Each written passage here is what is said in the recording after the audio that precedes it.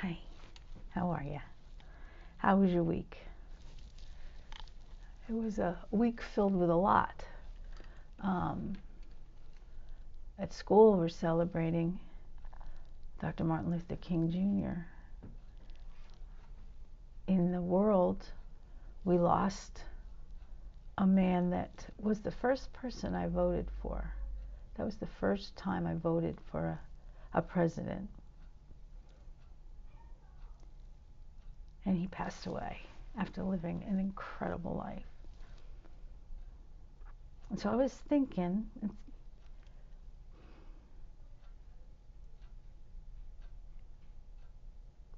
what do we do when someone passes away? We remember them and we celebrate them.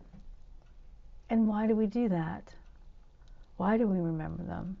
It's kind of hard to find it in the Bible. I looked in the Bible and it talks about how they're with God now, but not so much what they did when they were here. But I did find a couple things. Philippians, Paul wrote to the Philippians and he said, I thank God every time I remember you. Meaning, remembering is good, right? Revelation 14:13. I heard a voice from heaven and it said, write this. From now on, the dead who were in the Lord when they died are happy. The Spirit says, yep, that's true. They will rest from their hard work. The reward of all they have done stays with them. That's what I'm talking about. The stuff that we're doing while we're here will be remembered. Dr. Martin Luther King brought to the attention of this entire country the way that people of color were being treated, even by the government and the laws of this country. He brought that to their attention, and it got changed. He didn't fight. He didn't shoot anybody. He didn't start a war. He just figured out how to make changes. Jimmy Carter, he was a president, one term. But more than that, he was a man that cared about other people. He started helping people with their homes, that they could have a home even though they didn't have a lot of money. He took care of them. He was a good, moral, kind person. That's what we remember about him. You could talk about a lot of different people that way. I talk about Call that way. She did amazing stuff. She took care of children who were not easy to take care of. She took care of their parents and helped them, and their teachers and helped them. She thought about other people. So we celebrate the life of Dr. Martin Luther King in January. And what this does is it reminds us. It reminds us of how we need to be and what he taught us. For me to sit here every day for a week and talk to the kids and get them to answer me about what he taught us on their level. He taught us to be kind. He taught us it doesn't matter what you look like. What matters is what's inside. That's why we celebrate.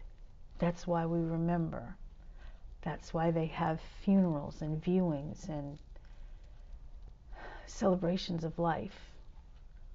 That's why we remember them every year.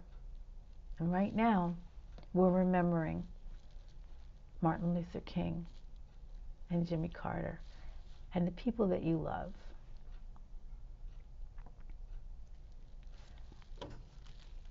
There's ways to remember if you can't think of a way to keep them in your life, in your family. There's ways to remember the people that we can't really talk to every day or we can't see every day. You can talk about what they did and who they were and what they would say. Kenny's always talking about his dad and the funny things that he would say. Talk about Carl and the things that she would say. Like today I said, she would talk to her little girl and she would say, "Are you starving like Marvin?" She talked about a little boy that she had at school that was very upset. And Colleen finally said to him, "What is wrong?" And he said, "Oh, come on, Colleen, I'm tired." Those are the things that help you remember. So you remember them and you tell other people about them. You can create a memory board or cook their favorite meal. When you hear the song that they liked on the radio, you remember that. Go to the place that you have the closest feelings with her, like Kenny goes to the Poconos. You can light a candle or donate to a cause. This is what we do every year. We've been trying to do this. You can create a video, which is what I've been doing, and talk about them to other people. On their anniversary, you can visit where maybe the ashes are or where they're buried. You can be with your friends. It doesn't matter what you do. What matters is that we remember, because if I remember, then I still have her. If we remember what Martin Luther King Jr. did for us, then we still are learning, and we still will remember to not let this happen again, to not have an entire race of people be punished for what they look like. If we remember what Jimmy Carter did by building homes for people who didn't have enough money to buy one, then we will remember that we need to take care of those who need to be taken care of. Those are all things that are in the Bible. They're all things that Jesus taught us and taught his disciples to teach us. It's important to not only remember who you lost, but to remember what she brought to you and to us. And so I'm going to ask you to do something, which I don't normally do this way. I'm going to ask you to think about something that the person that you loved, who's living in heaven now, what did they say? What was something they said, or something they did, or somewhere they went that was important to them, that when you see it or think it or hear it, you remember them? And send it to me. You can comment on these videos, especially if you see them through YouTube. You can comment on them. Send them to me, and I'm going to say them. I'm going to read them. When I get them, the next time I have a video, I'm going to read them out loud. Because I think when I tell people about Carl, it brings her back. And if you can tell me about the person that you love, it could bring them back. And they'll be there. So try to do that. Send me what they said or did, what they were known for, what you loved them for, and the funny stuff. And I'll read it out loud on this video. And if you want to tell me, but you don't want me to read it out loud, just tell me that too. But if we can do that, we can bring these people, these loved ones, the ones that we miss so much, right to the forefront. I have a couple of things that people wrote. Jimmy Carter. On this day, January 9th, 2025, the nation celebrates the life of President Jimmy Carter. I write this as a tribute to the man who lived a life closest to what God wanted for each of his beings. He was a simple and just subject of God. He cared not for the high parts of life, but of the low and everyday dealings of life. And sometimes I wish I had what he had. Many said of him great and simple truths. I wish I would be remembered this way.